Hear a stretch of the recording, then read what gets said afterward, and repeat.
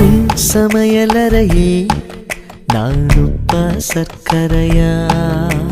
நீ படிக்கும் அறையில் நான் கண்களா புத்தகமா?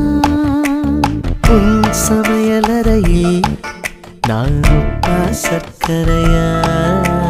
நீ படிக்கும் அறையில் நான் கண்களா புத்தகமா?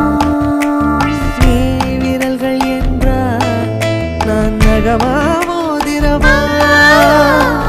நீதழ்கள் என்றால் நான் முத்தமா புன்னகையா?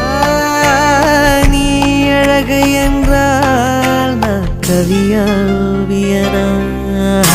உன் சமையலறையே நான் உப்பா சர்க்கரையா?